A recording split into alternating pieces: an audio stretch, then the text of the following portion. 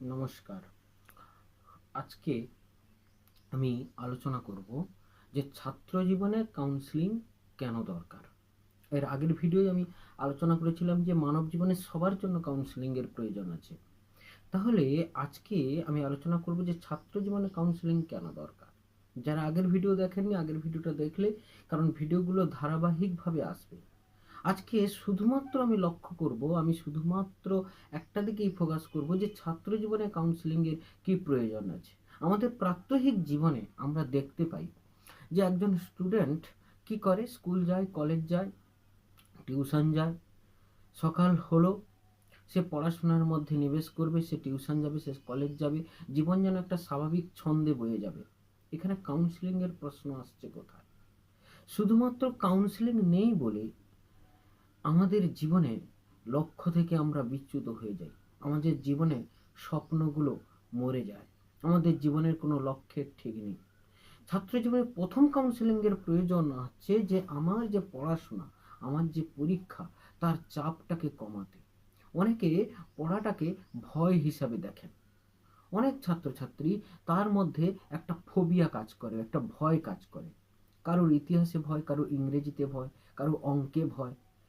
এই পড়াশোনাটাকে তার এই যে ভয় বলে মনে করা, এই ভয়টাকে, এই ফোবিয়াটাকে কাটানোর জন্য কাউন্সেলিং এর প্রয়োজন আছে। অনেকে ভাবেন আমার পড়তে কি করলে প্রচুর পড়তে ইচ্ছে করবে, মোটিভেশন দেখে, অনেক চিন্তা করে, গল্পের বই পড়ে, কিন্তু তার যে ক্লাসের পাঠ্য বই সেটা সে পড়ে না। সে ভাবে কি করলে আমার প্রচুর পড়তে ইচ্ছা করবে, কি করলে আমার পড়া ভালো হবে, এই নিয়ে সে চিন্তা করে, কিন্তু সে বাস্তবে অ্যাকশন নিতে পারে না। এখানে তার সমস্যাটা কোথায়? এখানে তার সমস্যা হচ্ছে এই যে শুরু করতে সে পারছে না। তার মধ্যে অ্যাকশন নেওয়ার যে ক্ষমতা, অ্যাকশন যে রেজিস্ট্যান্স গুলো, সেটা তার মধ্যে দেখা যায়। কখনো তার এই যে মেন্টাল রেজিস্ট্যান্স গুলো তার মধ্যে আছে। সবার মধ্যে থাকে মেন্টাল রেজিস্ট্যান্স গুলো। এই রেজিস্ট্যান্স গুলো কি করে না, এই বাধাগুলো, মানসিক বাধাগুলো সে কাটিয়ে উঠতে পারে না। কখনো অলসতা, কাল পড়বো। অনেকে আছে দেখবেন, আজকের দিনটা চলে যাক, আজকে কারেন্ট নেই, আজকে বৃষ্টি হচ্ছে, আজকে স্কুল যাব না, কলেজ যাব না, আজকে টিউশন যাব না।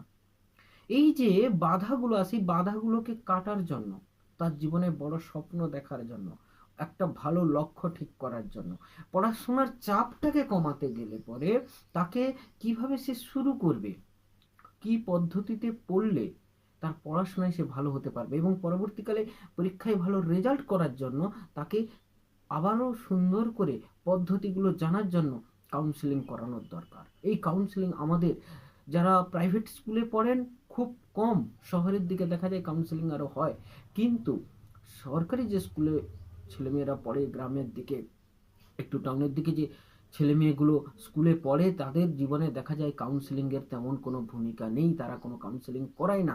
আর কাউন্সেলিং না করানোর জন্য তার যে সমস্যা, সে তার টিচারকে বলে, টিচার তার মতো করে একটু কিছু বলে দিল, কিন্তু তার মানসিক সমস্যা, তার সমস্যাটাই থেকে গেল। তার ফলে সে হয়তো বড় হয়ে একটা খুব ভালো একটা জায়গা অ্যাচিভ করতে পারতো, কিন্তু সে অ্যাচিভ করতে পারলো না। শুধুমাত্র তার মনের সংশয়, তার মনের যে ভয়, এইগুলো যাতে কাটে, তার জন্যই আমাদের কাউন্সেলিং এর দরকার। তার এই মনের ভয়টাকে দূর করা হলো না বলে সে আত্মবিশ্বাস তার মধ্যে তেমন তর ভাবে নেই। এই জন্য অনেকে দেখেছি পড়াশোনায় খুব ভালো, কিন্তু ভালো রেজাল্ট করতে পারে না। তার কারণ পরীক্ষার দিন সে ভয় পায়, অহেতুক ভয়, এটা এক ধরনের ফোবিয়া। কাউন্সেলিং এর মাধ্যমে এই যে পরীক্ষার ভীতি, এই ভীতিটাকে দূর করতে হয়। সঠিক কেরিয়ার নির্বাচন। আমাদের কি দেখা যায়, যখন মাধ্যমিক পরীক্ষার রেজাল্ট বের হয়, পাড়ার কোনো দাদা দিদি কিংবা কাকা কিংবা মাস্টার কিংবা টিউশনের টিচার কিংবা স্কুলের টিচারের মাধ্যমে আমরা জিজ্ঞাসা করি যে কোন সব বিষয় নিয়ে আমরা পড়ব। তারা তাদের মতো করে চিন্তা ভাবনা করে বলেন। সবাইকে শ্রদ্ধা রেখে বলছি, তারা পরীক্ষার নাম্বারের উপর ডিপেন্ড করে। কখনো তার সাইকোলজি, যে পড়াশোনাটা করবে, তার মন মানসিকতা, তার ইচ্ছা, ঝোঁক, প্রবণতা এবং আগামী দিনের প্রযুক্তি, ভবিষ্যৎ কোন দিকে যাচ্ছে, বাড়ির অর্থনৈতিক অবস্থা, সব কিছু বিবেক বিবেচনা করে যারা একজন পেশাদার কাউন্সিলিং যিনি করান, তার কাছে গেলে পরে সঠিক কেরিয়ার নির্বাচনটা করা যায়। সেটা মাধ্যমিকের পর হোক কিংবা উচ্চ মাধ্যমিকের পর হোক, মাধ্যমিকের পর সায়েন্স আর্টস কমার্স কী নিয়ে পড়লে তার জন্য ভালো হবে। আবার উচ্চ মাধ্যমিকের পরে অনেক কোর্স রয়েছে, কিন্তু নির্দিষ্ট কোন কোন কোর্সে গেলে তার কেরিয়ার ভালো হবে এবং তার স্বপ্নগুলোকে পূরণ করতে পারবে, লক্ষ্যকে অ্যাচিভ করতে পারবে, জীবনে একটি বড় সাফল্য তার জীবনে আসবে। তাই আমাদের জীবনে দেখা যাচ্ছে যে ছাত্র জীবনে কাউন্সেলিংয়ের অতীব প্রয়োজনীয়তা রয়েছে। ছাত্র জীবনে কাউন্সেলিং এত করে দরকার। আবার অনেক সময় কি হয়, এই যে মানসিক সমস্যা যেটার কথা আমি বলেছিলাম, এই রেজিস্ট্যান্সগুলোকে সে দূর করতে পারে না। দূর করতে পারে না বলেই সে রেজিস্ট্যান্সগুলোকে দূর করতে পারে না বলে সে জীবনের পথে এগোতে পারে না। নানান ক্ষেত্রে তার মানসিক বাধা দেখা দেয়, কখনো অলসতা, কখনো দীর্ঘসূত্রিতা, কখনো শুরু করব ভাব কিন্তু শুরু করতে পারছে না। সে ডিসিপ্লিন মেনটেন করতে পারে না। রুটিন তো করে ফেলে কিন্তু রুটিনটা মানতে পারে না, ডিসিপ্লিন পালন করতে পারে না, কনসিস্টেন্সি তার মধ্যে বজায় থাকে না। কন্টিনিউ যে রুটিনটাকে ফলো করবে, এই যে মানসিকতা, প্রফেশনাল যে মানসিকতা, এগুলো আসে না। তার এই যে মানসিক সমস্যাগুলো দূর করার জন্য কাউন্সিলিংয়ের প্রয়োজন রয়েছে, কখনো খারাপ অভ্যাস পরিবর্তন করার জন্য। অনেক ছাত্রছাত্রী এমন কিছু কিছু অভ্যাসে অভ্যস্ত হয়ে যান, সেই অভ্যাসের দরুন সে স্টুডেন্ট হিসাবে ভালো, তার বুদ্ধি হয়তো ভালো আছে, শুধুমাত্র তার একটা খারাপ অভ্যাস তার জীবনটাকে তছনছ করে দিতে পারে। একটা খারাপ অভ্যাস থেকে ভালো অভ্যাসে যাবে কি করে, হ্যাবিটকে পরিবর্তন করবে কি করে, তাহলে তার জীবনে ডিসিপ্লিন আসবে কি করে, তার জন্য কাউন্সেলিংয়ের প্রয়োজন রয়েছে।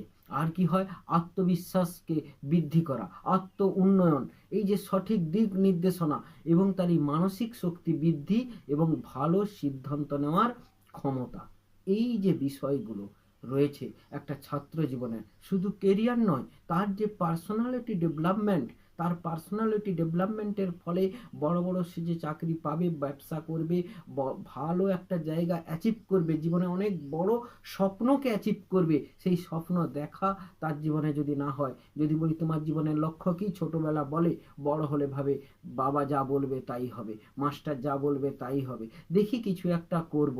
তার জীবনের নির্দিষ্ট কোনো লক্ষ্য নেই, নির্দিষ্ট কোনো স্বপ্ন নেই, নির্দিষ্ট কোনো একটা গোল নেই বলে সেটা সে অ্যাচিভ করতেও পারছে না। তাই তার নির্দিষ্ট ডিসিপ্লিনে সে যাতে জীবনটাকে সুন্দরভাবে নিয়ে যেতে পারে, এই জন্য কাউন্সেলিংয়ের অতীব প্রয়োজন এবং কাউন্সেলিং দরকার। তাই আমি বলবো, যাদের মাধ্যমিক পরীক্ষা দেওয়া হয়ে গেছে, যাদের মাধ্যমিক রেজাল্টের পরে বা উচ্চ মাধ্যমিকের রেজাল্টের পরে, অবশ্যই পেশাদার যারা কাউন্সেলিং করান তাদের কাছে গিয়ে কেরিয়ার কাউন্সেলিং করে, তার সাথে সাথে তার যদি মানসিকভাবে কোনো কিছু রেজিস্ট্যান্স থাকে, তার মধ্যে কোনো প্রবলেম থাকে, কোনো যদি সে অনুভব করে যে হ্যাঁ আমার মধ্যে আত্মবিশ্বাসটা কম আছে, আমার মধ্যে ফোবিয়া আছে, আমি শুরু করব ভাবি কিন্তু আমি শুরু করতে পারি না, কিংবা যদিও শুরু করি শেষ করতে পারি না, আমার মধ্যে ডিসিপ্লিন নেই, আমার মধ্যে হাতের অক্ষরটা কি করে ঠিক করব, রেজাল্ট কি করে ঠিক করব, ডিসিপ্লিনভাবে পড়াশোনাটাকে কন্টিনিউ করব কিভাবে, এর জন্য পেশাদার যিনি কাউন্সেলিং করান তার কাছে এসে কাউন্সেলিংটা করতে পারে। তাই এই প্রসঙ্গে বলি, মাধ্যমিক পরীক্ষার পর যারা কাউন্সেলিং করাতে চান, যার পার্সোনাল গাইডের প্রয়োজন আছে, তারা আমার নাম্বারে যোগাযোগ করতে পারেন। মাধ্যমিক পরীক্ষার পর সায়েন্স আর্টস কমার্স কী নিয়ে সে পড়বে, কিংবা উচ্চ মাধ্যমিকের পর হোটেল ম্যানেজমেন্ট, হাসপাতাল management, BBA, BCA, nursing, medical, B pharm, D pharm থেকে শুরু করে মেডিকেল লাইনে যদি যেতে চায়, ইঞ্জিনিয়ারিং লাইনে যেতে চায়, যে লাইনেই সে যেতে চাক না কেন, আমাদের কেরিয়ার কাউন্সেলিং সেন্টার আছে। কেরিয়ার কাউন্সেলিং সেন্টারে যোগাযোগ করে সে যদি কেরিয়ার কাউন্সেলিংটা করিয়ে নেয়, সম্পূর্ণ ফ্রি অফ কস্টে আমরা কেরিয়ার কাউন্সেলিংটাকে করি। কারণ ফেজ 1, ফেজ 2, ফেজ 3 আছে, পরবর্তীকালে একটু চার্জ লাগে, কিন্তু প্রথম যে কেরিয়ার কাউন্সেলিংটা হয় সেটা সম্পূর্ণ ফ্রিতে হয়। তাই অবশ্যই কেরিয়ার কাউন্সেলিংটা আপনারা সবাই করিয়ে নেবেন, বিশেষ করে যাদের পরিবারে ছাত্রছাত্রীরা আছে, সমস্ত স্তরের ছাত্রছাত্রী, সে 5 থেকে ইউনিভার্সিটি লেভেল পর্যন্ত, বিশেষ করে মাধ্যমিক পরীক্ষার পর, উচ্চ মাধ্যমিক পরীক্ষার পরে যারা কেরিয়ার নিয়ে সচেতন, কেরিয়ার ভালোভাবে তৈরি করতে চান, লক্ষ্য অ্যাচিভ করতে চান, জীবনে সফল হতে চান, ভালো কেরিয়ারকে অ্যাচিভ করে জীবনটাকে সুস্থ, সুন্দর, সাবলীল, সামগ্রিক, সফল এবং সার্থক করে তুলুন এবং কাউন্সেলিং করান, জীবনকে সুন্দরভাবে আনন্দের সঙ্গে উপভোগ করুন। এখানেই রাখছি। নমস্কার সকলকে।